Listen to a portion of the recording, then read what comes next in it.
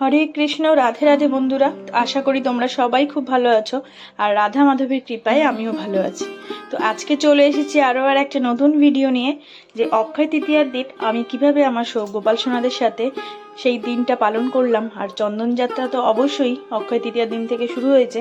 যারা পালন করছো তারা জানোই, তারা তাদের ঘরের গোপাল সোনা ও রাধা মাধবের সাথে এই চন্দন যাত্রা অবশ্যই তোমরা পালন করছো। তো আমিও ঠিক কিভাবে চন্দন যাত্রা পালন করলাম আমার রাধা মাধব আর গোপাল সোনার সাথে, সেই ভিডিওই নিয়ে আজকে তোমাদের সাথে চলে এসেছি। তো এই চন্দন যাত্রা তো চলতে থাকবে, তোমরা জানোই 21 দিন ব্যাপী। তো দেখো, প্রথমেই আমি চন্দন গুলে নিয়েছি। আমি গুঁড়ো চন্দন ব্যবহার করেছি, তোমরা চাইলে চন্দন পাটায় চন্দন বেটেও ব্যবহার করতে পারো। আমার যেহেতু অনেকগুলো গোপাল সোনা, তাই জন্য আমি চন্দন গুঁড়ো বা গোপী চন্দন, যেদিন আমার যেটা ইচ্ছা হবে সেই চন্দনই আমি ব্যবহার করব। তো এবার গোপাল সোনাদের আমি স্নান পাত্রে নিয়ে এসেছি, আর তার জন্য আগেই তৈরি করে নিয়েছিলাম, তোমাদেরকে দেখালামই, পঞ্চামৃত আর শুদ্ধ সুগন্ধি জল, যে জল দ্বারা স্নান করাবো। কিন্তু দেখো ভগবানের কি লীলা, যে অক্ষয় তৃতীয়ার দিন যেই তাবদাহের জন্য, মানে এত গরমের জন্য আজ আমাদের এই চন্দন যাত্রা পালন করতে হয়, মানে সেই সময় থেকেই একটা এমন ঠান্ডা শীতল ওয়েদার, যে সেই সময়ে মানে ভগবানদের চন্দন যাত্রা যে পালন হচ্ছে, সত্যিকারেরই পুরো পৃথিবীটাই যেন একটু ঠান্ডা হয়ে গেছে, মানে পুরো পরিবেশটাই যেন ঠান্ডা। ওনাদের শরীরের সাথে সাথে পুরো মানে আবহাওয়াটাই যেন পাল্টে গেছে। আমি যখন পুজো করছিলাম তখন ভগবানকে এটাই বলছিলাম, হে গোবিন্দ, তোমার কি লীলা, যে অক্ষয় তৃতীয়ার মানে আগের দুদিন থেকেই তুমি একদম পরিবেশ ঠান্ডা করে দিয়েছো। তুমিও যেমন গায়ে চন্দন মেখে তোমার শরীরের গরমের জ্বালা তুমি জোড়াবে, প্রত্যেকটা মানুষকেই তুমি সেইভাবেই আরাম দিয়েছো। তো দেখলেই আমি পঞ্চামৃত দিয়ে স্নান করিয়ে তারপর পুষ্প অভিষেক করে নিয়ে সবাইকেই জামা পরিয়ে দিয়েছি। আর এই দিন যাদের যে নতুন জামা ছিল, আমি সেরকমই নতুন জামাই পরিয়েছি আমার গোপাল সোনাদের। ওদের সাজুগুজু করিয়ে নিয়েছি। এবার চন্দন যে আমি গুলে রেখেছি, সেই চন্দনটাই আমি তুলির সাহায্যে আমি গোপাল সোনাদের কপালে দেবো। সবাই হয়তো জিজ্ঞাসা করতে পারো যে দিদি, চন্দন যাত্রার দিন তুমি গোপাল সোনাদের পুরো অঙ্গে কেন চন্দন লেপন করলে না? কেন করলাম না সেটাও বলি। চন্দন লেপন এই জন্যই করা হয় যে তাদের শরীরে শীতলতা প্রদান হবে, মানে চন্দন ঠান্ডা, তাই জন্য। কিন্তু যে তোমরা জানোই, যে যেখান থেকে এই ভিডিওটা দেখো না কেন, সবাই জানো যে এই সময়ে কিন্তু আমাদের আবহাওয়াটা খুবই শীতল ছিল। আর আমি এটাই মনে করেছি, এটা আমার সম্পূর্ণ মনের ভাব, আমি এটাই মনে করেছি যে চন্দন যেহেতু ঠান্ডা, আর এখন ওয়েদারটাও একটু ঠান্ডা, তাই পুরো শরীরে যদি চন্দন লাগানো হয়, হয়তো আমার গোপাল সোনাদের ঠান্ডা লাগবে। তাই জন্য আমি শুধু কপালেই চন্দন দিয়েছি। তবে 21 দিন ব্যাপী যখন এই চন্দন যাত্রা চলবে, অবশ্যই যেই সময়ে দেখব যে প্রচণ্ড রৌদ্র গরমে আমার বাচ্চারা কষ্ট পাবে, তখন আমি তাদেরকে অবশ্যই পুরো অঙ্গেই আমি চন্দন লেপন করব। তো আজকে আমি শুধু কপালেই চন্দন দিয়েছি, কারণ পরিবেশটা মানে ওয়েদারটা ঠান্ডার জন্য, যাতে আমার বাচ্চাদেরও ঠান্ডা না লাগে। আর যেহেতু সারাক্ষণই তো চন্দন মেখে বসে থাকবে, রাত্রেবেলা সেই শোবার আগে চন্দনটা তুলতে হবে, তাই জন্যই খালি কপালে চন্দন দিয়েছিলাম। তো এবার দেখো, এই যে ভ্রমরও চলে এসছে, ভ্রমরকেও আমি নতুন জামা পরিয়ে দেবো একটা, আর দিয়ে তারপর আমি চন্দন মাখাবো। তোমাদেরকে তো আগেই বলেছি যে আমি গোপাল সোনাদের টুকটাক জামা বিক্রি করছি।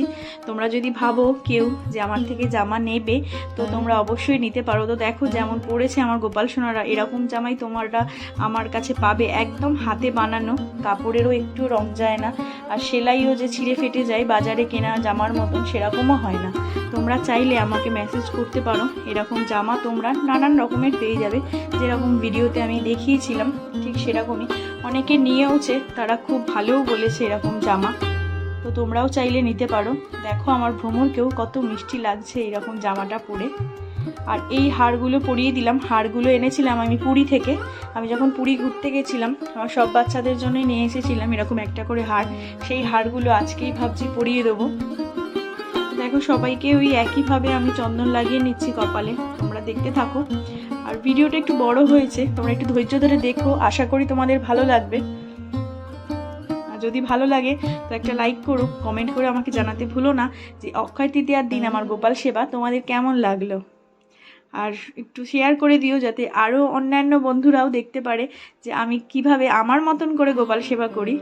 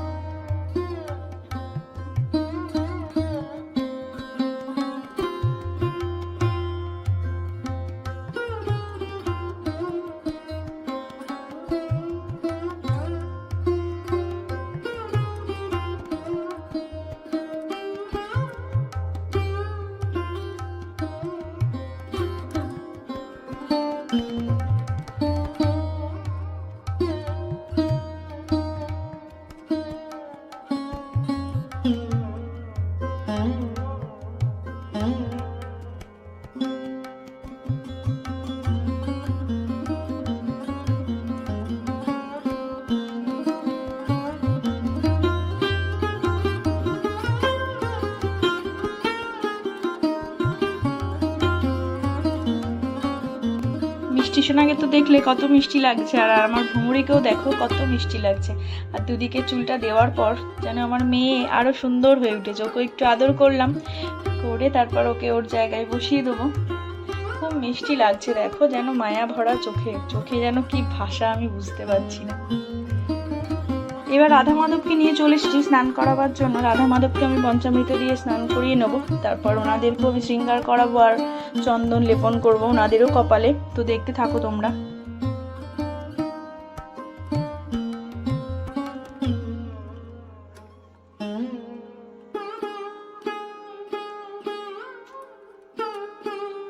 রাধা মাধবকে আমি আজকে নতুন বস্ত্র পরাইনি, নতুন বস্ত্র ছিল কিন্তু সেগুলো সুতির নয়, তাই এই বস্ত্রগুলোই একদম ধোয়া কাচা, তাই জন্যই আমি এই বস্ত্রই পরিয়েছি। নতুনই যে পরাতে হবে এরকম কোনো কথা নেই, ধোয়া একদম পরিষ্কার শুদ্ধ সুতির জামা। এই সময় যেহেতু খুবই গরম, তাই সেরকম জামা পরালেও হয়। তো আমি তাই জন্য রাধা মাধবকে আমি ধোয়া একদম সুন্দর একটা পোশাক সুতির পরিয়ে দিয়েছি, তারপরেই আমি চন্দন লেপন করে দিলাম। দেখো আমার রাধারানীকে কত মিষ্টি লাগছে, আর মাথার যে চন্দ্রচূড়টা দিয়েছি তাতেই যেন আরো বেশি মিষ্টি লাগছে।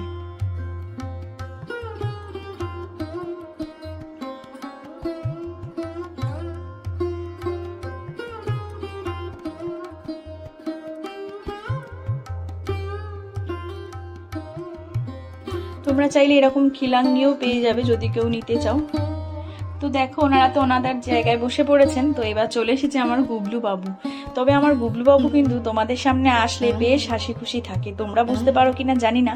তবে আমি যখন ভিডিওটা এডিট করে যখন বলি তোমাদের সবাইকে দেখানোর জন্য, আমি বেশ বুঝতে পারি ও ক্যামেরার সামনে কিন্তু আরও বেশি হাসি খুশি থাকে, কারণ তোমরা ওকে দেখবে বলে। দেখো কত মিটিমিটি করে হাসছে।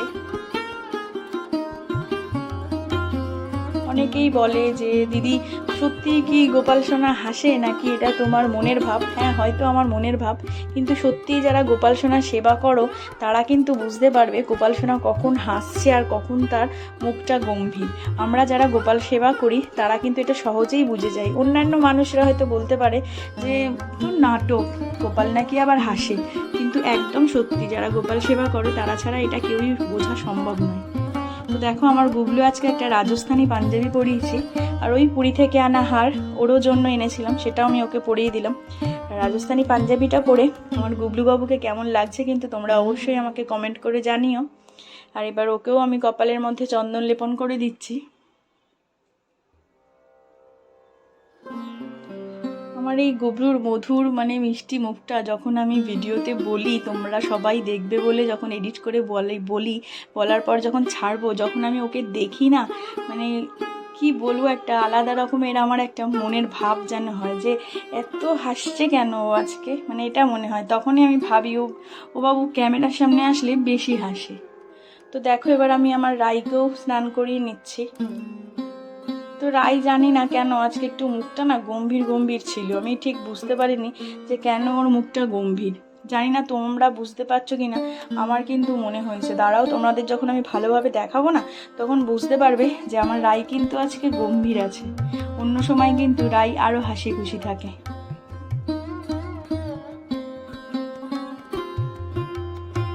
রাইকেও পরিয়ে দিয়েছে একটা সুন্দর জামা।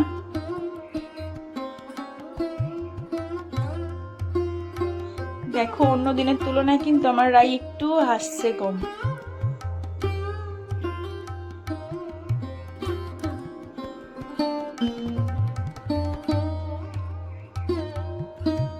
দেখেছো একটু মুখটা কেমন গম্ভীর। তোমরা যারা আমার ভিডিও দেখো তারা আগের ভিডিও একটু বের করে দেখো, ওর মুখটা কিন্তু আজকে বেশ গম্ভীর। ওর কপালেও আমি চন্দন দিয়ে দিলাম।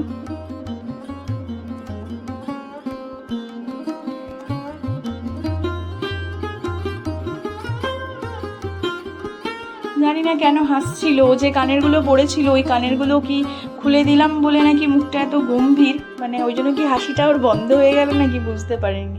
তো তারপর আমি জগন্নাথ দেবকেও ঠিক একইভাবে জগন্নাথ দেবকেও আমি চন্দন যাত্রা জগন্নাথ দেবের সাথেও পালন করব। তো জগন্নাথ ঠাকুর যেহেতু আমার কাঠের, তো সবসময় তো স্নান করানো যায় না, তাই জন্য ভিজে গামছা দিয়ে অগ্রু গোলাপ জল আর গঙ্গা জল দিয়ে আমি গাটা ওনার ভালো করে মুছিয়ে নিলাম। তারপর একটা জামা পাল্টিয়ে দেবো, জামা পরিয়ে তারপর আমি ওনার সাথে চন্দন যাত্রা পালন করব। দেখো কত মিষ্টি লাগছে আমার জগন্নাথ দাদাকে। তারপরে এই যে ওনাকেও আমি চন্দন লেপন করে দিলাম। পুরীর জগন্নাথ মন্দিরে এই চন্দন যাত্রার সময় খালি জগন্নাথ দেবের চোখ দুটোই দেখা যায়, আর পুরোটা অঙ্গই থাকে চন্দনের ঢাকা একদম। তো এবার যে কটা ফুল আমি কিনে এনেছি সেই কটা ফুল সাজিয়ে নিচ্ছি ভগবানদের সাজাবো বলে। আর এই সময়ে চন্দন যাত্রার সময় একটু ফুলের সাজ ভগবানকে করালে বেশি ভালো হয়, কারণ ফুল ঠান্ডা, আর ঠান্ডা জিনিস তো এই সময় খুবই পছন্দ করেন, তাই জন্য একটু ফুলটা বেশি থাকলেই ভালো হয়। তো তাই জন্য আমি জুঁই ফুল, বেলি ফুল এই সমস্ত ফুল নিয়ে নিয়েছিলাম। আর এটা যেহেতু একটু বিশেষ দিন তাই জন্য একটু পদ্ম ফুলও নিয়েছিলাম। আর পদ্ম ফুলগুলো সাজ দেবো বলে আমার গোবিন্দর চরণে, গোপাল সোনাদের চরণে।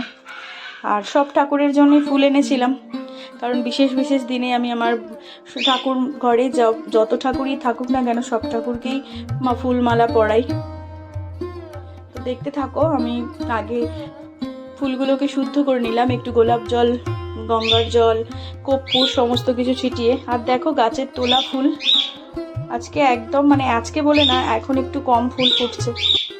দেখো কত মিষ্টি লাগছে আমার গুবলুকে, রাইকে আর আমার সব গোপুসোনাদের ফুল মালা পরে। আমি তো চোখ সরাতে পারছিলাম না, দেখো কি হাসছে। আর দেখো রাইয়ের মুখটা তোমরা লক্ষ্য করো, রাই কিন্তু একটু গম্ভীর। আর দেখো আমার সব গোপাল সোনাদের আমি কেনা ফুল আর গাছের ফুল সমস্তটা দিয়েই সাজিয়ে নিয়েছি তাদের।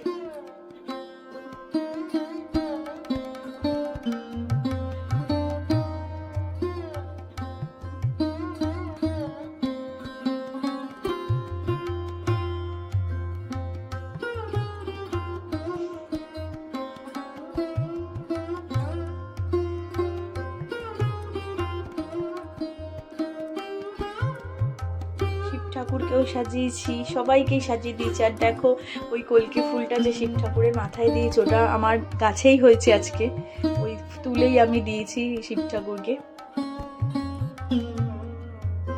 মা কালীকেও মালা পরিয়েছি আর সমস্ত ফুল দিয়ে সাজিয়েছি। দেখো কত মিষ্টি লাগছে, বারবার মনে হচ্ছে দেখি। আর এবারে ওই চন্দনই দেবো তুলসী পাতা দিয়ে সব ভগবানদের, সব মানে কি সব গোপুসোনাদের চরণে দেবো, আমার মাধবের চরণে দেবো। তুলসী দলও নিবেদন করলাম আমার গুবলু সোনাকে। তারপরে সমস্ত সবাইকে আমি তুলসী পাতা চন্দন সহযোগে নিবেদন করে, তো আমি এবার ভোগ নিবেদন করে দিয়েছি। এটা যেহেতু দুপুরের সেবা ছিল, সকালবেলায় আমি এসে সকালে ঠাকুর ঘরে পুজো দিয়ে গেছি। তো তারপরে আজকে যতটা পেরেছি ভোগ করেছি আর কি, খুব একটা বেশি পারিনি, কারণ এতগুলো গোপুসোনাকে চান করানো, তাদেরকে চন্দন মাখানো তো হয়ে ওঠেনি, যতটুকু হয়েছে করেছি। তো তোমরা এবার আরতি দর্শন করো।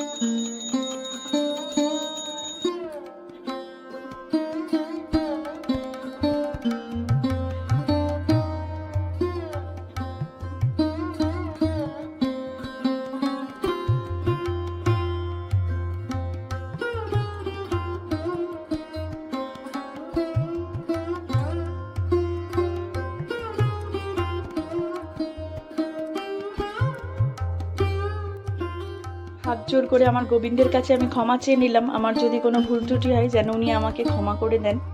তো আজকে ভোগে কি দিয়েছিলাম, ভোগে দিয়েছিলাম অন্ন, ভেন্ডি আলু ভাজা, ডাল আর একটা মানে সমস্ত ভাজা দিয়েই আর সন্দেশ মিষ্টি দিয়েই পুজো দিয়েছিলাম।